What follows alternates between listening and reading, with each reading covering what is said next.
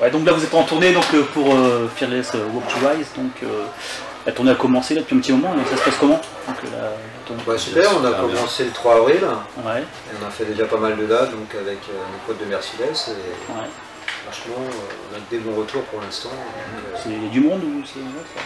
Ouais, ça varie des dates, ça varie forcément, parce suivant les dates. Ouais, on a fait des dates en semaine aussi, on a fait des séries de... D'accord. On a fait une série de 5 dates, une série de 3, enfin on fait par bloc. Donc forcément il y a des dates qui tombent en semaine, donc c'est sûr que c'est pas les mêmes jauges que tu aurais le vendredi ou le samedi.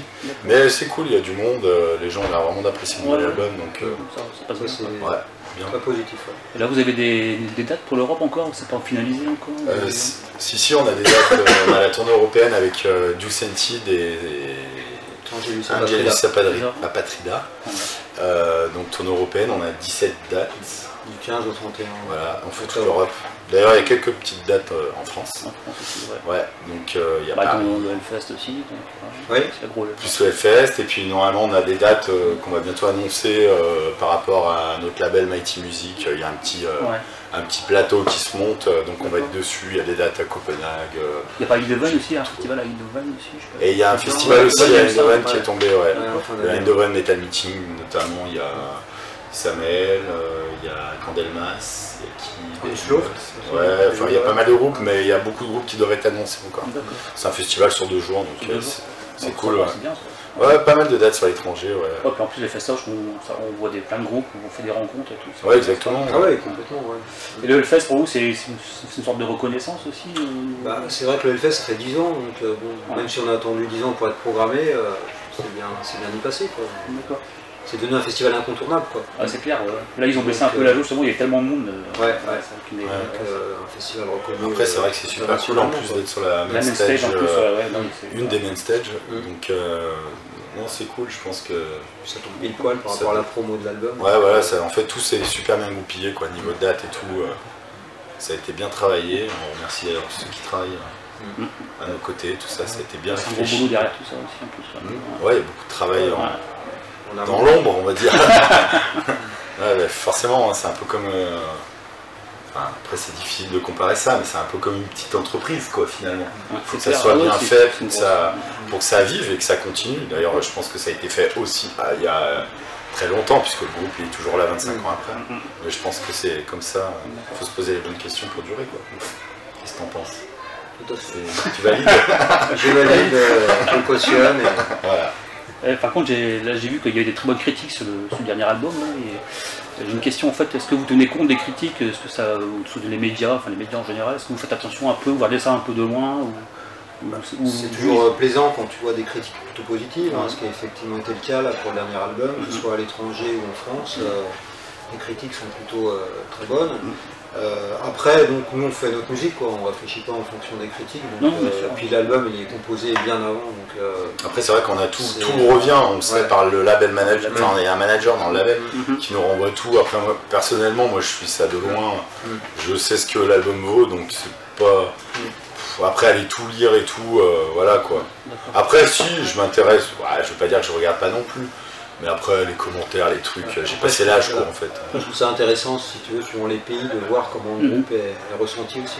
Parce que c'est constructif, quoi. Bon, c'est une critique un peu superficielle. Parce que, encore ça on voit souvent dans les critiques, quand c'est un musicien qui critique ou pas, parce qu'au niveau de la composition, des tempos, des guitares. Oui, tout à fait. Autrement, j'ai une autre question. En fait, là, vous êtes dans un peu un death thrash mélodique. C'est un peu la suite du précédent album, en fait. Oui, complètement. Et vous comptez rester dans ce style-là, ou alors c'est dans un peu mélodique, ce style-là nous convient très bien. En plus, avec la One Mic, je trouve qu'on a trouvé un bon équilibre, une bonne palette vocale, on a rendu trash au death, et plus les mélodies qu'on a apportées sur les solos ou sur les chorus lors des refrains, ça convient parfaitement à l'esprit de No Return. C'est vrai que c'est un peu la suite. Enfin, moi, d'un point de vue, j'essaie d'avoir le regard d'avant, extérieur, c'est vrai que je trouve que c'est vraiment la suite logique de Inner Madness en fait. Ça coule de source. Après, de mettre un peu l'accent sur les guitares mélodiques aussi, mais par moment, enfin entre du brutal et puis après, oui, tout à fait, c'est ça qui nous intéresse, c'est la dualité entre les deux aussi. Voilà, le paradoxe et le contraste justement entre effectivement une partie mélodique et après une partie brutale. Quoi. Et d'ailleurs dans les chroniques, d'ailleurs, moi ce que j'ai retrouvé le plus souvent, même à l'étranger, d'ailleurs il y en a un ou deux en France qui l'ont dit, c'est que c'est un mélange entre death mellow, quoi, on va dire suédois, typiquement, par la prod, par certains touchés et certaines influences, mais aussi Testament. C'est un peu un mix entre trash US, et c'est ce qui ressort, c'est vraiment ce qui ressort souvent en fait dans ce que j'ai pu lire. Après, ça fait plaisir parce que c'est deux influences. C'est des scènes qu'on adore. Donc, nous, vous êtes bien chronique. Par contre, le jour où il y avait un autre groupe qui a sorti, c'est Satyricon, qui a sorti un album philharmonique avec un orchestre philharmonique. Est-ce qu'un jour ça pourrait vous tenter de faire un truc comme ça en fait? C'est difficile à dire parce que ça nécessite, c'est un problème de moyens aussi. Moi je pense que No Return va trop vite pour. Un orchestre. Je pense que No Return va trop vite. C'est mon avis. Après. Il faudrait vraiment réadapter les morceaux. Quoi. Après, tu pourrais peut-être sur un morceau pour le fun, un album. Un album, ça paraît compliqué. Ou alors c'est vraiment. Après ça peut se faire, mais après est-ce que ça apporte quelque chose? C'est ça la question. Est-ce que ça apporte quelque chose? Je pense à la vitesse que ça va, tu casserais peut-être la dynamique. Ça serait carrément une autre lecture. Pareil aussi, un album unplug, c'est pas possible. Ça passerait pas non plus. Non, je pense que c'est un Return. Après aussi bien, il y a des groupes qui ont pris cette voie, ils ont vraiment bien fait. Tu vois, ces petites flèches, juste parfait quoi. Ça leur va mais merveilleusement bien. Et bon, ils ont toujours eu un petit peu cet esprit, moi je le connais depuis très longtemps ce groupe, et puis ça leur va bien donc. Mais sur No Return, après, je pense que le groupe va peut-être trop vite par rapport. Moi c'est pas adapté peut-être. Ouais, et puis on est peut-être un petit peu trop trash. Donc je suppose en fait vos influences au départ, un peu tout dans le groupe, c'est un peu du thrash metal comme Creator, Annihilator, des groupes comme ça aussi peut-être C'est un mélange comme l'a dit Mike, on aime aussi bien la scène ricaine que suédoise, donc ça peut être aussi bien les vieux Dark Tranquility, les vieux Flames, c'est vrai qu'on est plus comme Testament ou les anciens Flames, Dark Tranquility, c'est un mix des deux en fait. Moi j'ai une question en fait au niveau, je sais pas si vous avez un conseil à donner à un groupe qui veut se monter en fait, parce que c'est très difficile au niveau financièrement de même gérer la vie de famille et tout ça, donc je sais pas si vous avez des conseils à des jeunes qui veulent monter un groupe. Déjà moi je dirais c'est se poser la bonne question, s'il veut se faire du fric, qu'il aille chercher un bon job. Ça c'est sûr. Vous êtes à côté, tout ça. Mais après c'est la passion, je pense alors c'est ça depuis 25 ans, mais je pense que c'est plus la passion qui permet d'arriver à faire des choses. L'abnégation, c'est la passion, autrement on prend un certain plaisir à être comme des cons dans un camion ensemble. On le ferait pas autrement, on resterait chez nous. Non mais c'est une évidence. Je veux dire, autrement tu te ferais trop violence. C'est vrai que pour une heure de scène, tu tapes des. Pour traverser la France, tout ça, tu vois, pour des gens ça peut paraître complètement. Mais on aime ça. Après, pour l'instant ça. Pour un groupe qui débute, je pense que déjà c'est bien privilégier la musique, la qualité de la musique avant tout, bien organiser peut-être sa vie et tout ça. Et par contre, vous préférez jouer dans des petites salles comme ça ou dans des grands. Nous, on aime jouer dans toutes les salles. J'aime bien les clubs, moi j'aime bien les clubs. Je préfère la configuration club parce que t'es. Proche du public. Moi je préfère, mais bon, après, je te cache pas que je suis très content d'être sur la main stage. Oui, c'est clair, je vais pas mentir, mais c'est la même chose entre la personne qui est juste à côté, puis il y a les crash barrières. Un club comme ce soir, c'est vraiment bien pour nous, comme No Return. Les gens sont devant, ça part vite, t'es proche du public. Moi, c'est vraiment ce que j'aime. Alors depuis, on s'est fait 25-26 ans, surtout c'est Alain. Surtout Alain. Je sais pas, qu'est-ce que vous trouvez toi, s'il y a eu quelle était la plus grande évolution dans le milieu métal depuis 25 ans, qu'est-ce qui a changé dans ce milieu-là en fait? Dans ce milieu-là, ce qui a changé le plus en fait. Je crois que c'est que si tu regardes 25 ans en arrière, déjà il y a beaucoup plus de groupes. Après, la donne a totalement changé par rapport au marché du CD. Le marché des CD est pratiquement mort. Donc là, c'est beaucoup plus dur, je trouve, pour tourner maintenant, parce que tu as plus de groupes. Or, comme les groupes vendent plus de CD, il faut qu'ils tournent un maximum. Pour rentabiliser. On commence à être saturé, si tu veux, à la fois sur le marché du nombre de groupes et aussi sur les réseaux. pour tourner quoi. Donc moi c'est la plus grosse évolution que je vois en tout cas. Parce que les salles, tout ça aussi c'est compliqué. Ah oui c'est ça. Ouais. Ils sont beaucoup sollicités en fait. Et les salles sont beaucoup sollicitées parce qu'il y a de plus en plus de groupes. C'est le seul moyen vraiment de. Après par contre moi je pense que il y a quand même un point positif à tout ça quand même.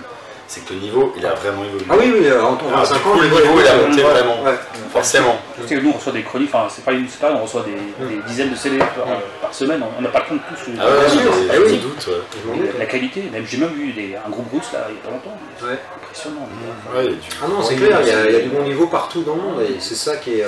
C'est pour ça que c'est dur par rapport à ta question tout à l'heure, tu demandais pour un groupe qui débute, c'est super dur maintenant. D'exister et d'être original aussi. Ah ouais. Original, franchement, je crois pas à l'originalité, tout a été fait. Personnellement, tu vois, si c'est pas être original, mettre 2 accords complètement renversés dans un thème, pour faire, voilà.